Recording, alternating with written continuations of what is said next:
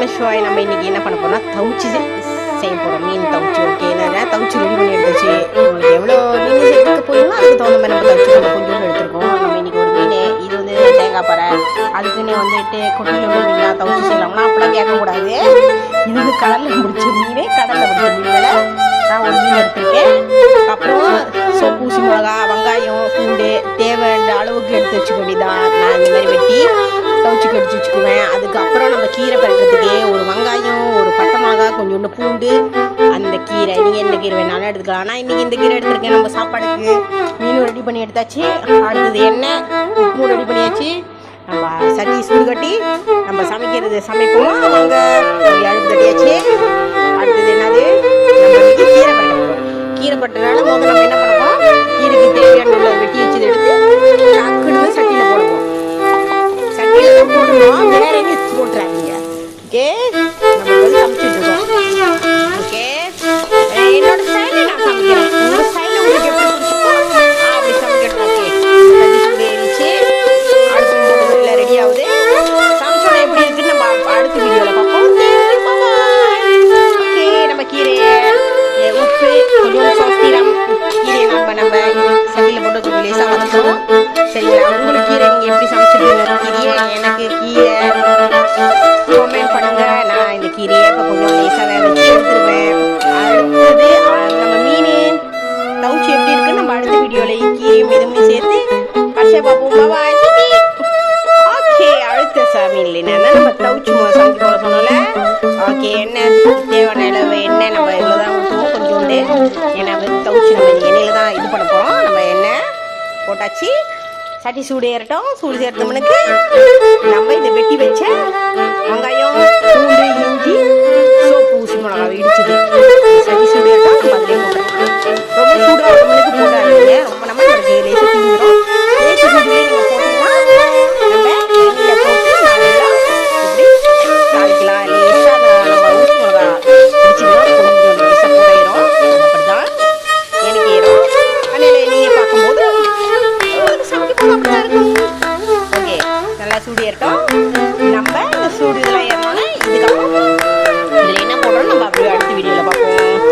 Okay, நம்ம இப்போ இந்த வெங்காயம் இந்த பூண்டுலாம் வந்து எண்ணெயிலே நல்லா வதங்கிடுச்சு.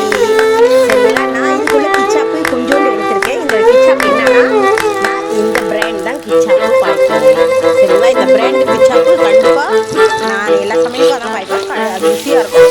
நீங்களும் வாங்கி ட்ரை பண்ணி பாருங்க. எனக்கு சப்பு ஊற்றலாம் பார்த்தனால எனக்கு இதான் பாய்க்கிறீங்க. இதை பார்த்தனால இது கிடைக்கும். ஏகே மாட்டிலையும் கிடைக்கும், 99 மாட்டில் கிடைக்கும். எண்ணெயில் நல்லா இருக்குதுங்க. ஓகே, அதுக்கு நம்ம என்ன பண்ணுறோம், கொஞ்சம் கவுச்சி எடுத்துருவோம். சில பேருக்கு தெரிஞ்சு உங்களுக்கு தெரியும், தெரியாதவங்களுக்கு தெரியாது. சோயாவில் செஞ்ச ஒரு கவுச்சி வச்சு செஞ்சு கவுச்சு லேசாக அடிச்சு குறைச்சிக்குவோம். பாருங்க, தவிச்சு சில பேர்த்துக்கு தெரியும். சீனை இங்கே ரொம்ப சமைப்பாங்க. உங்களுக்கு சொல்ல ரொம்ப பேர்த்துக்கு தெரியாது. இதை பார்த்தா தெரியும், இதான் தவிச்சு. நீங்கள் கடையில் பார்த்தா கூட நீங்கள் தவிச்சுன்னு சொன்னால் எடுத்து கொடுப்பாங்க.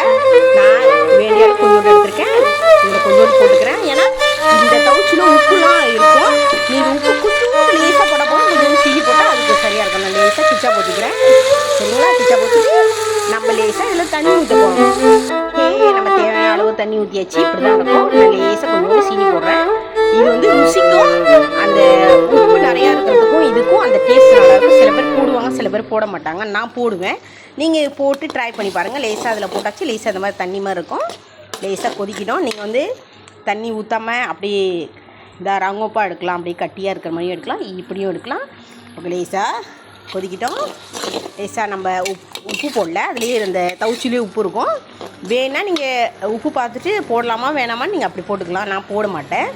ஓகே, மீன் நம்ம ரெடி பண்ணி வச்சிட்டோம்.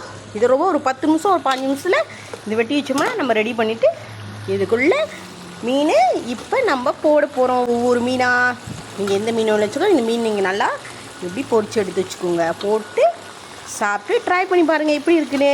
நம்ம லேசாக அப்படி போட்டு இப்படி கிண்டுறோம். இதுக்கு பேர் வந்து தவிச்சு. சரிங்களா? இப்படி தான் செஞ்சு சாப்பிடணும். நான் இப்படி தான் செஞ்சேன். நீங்கள் எப்படி செஞ்சு சாப்பிட்றீங்கன்னு எனக்கு கீழே கமெண்ட் பண்ணுங்கள். தேங்க்யூ, பாபாயோ, நம்ம சிவாய.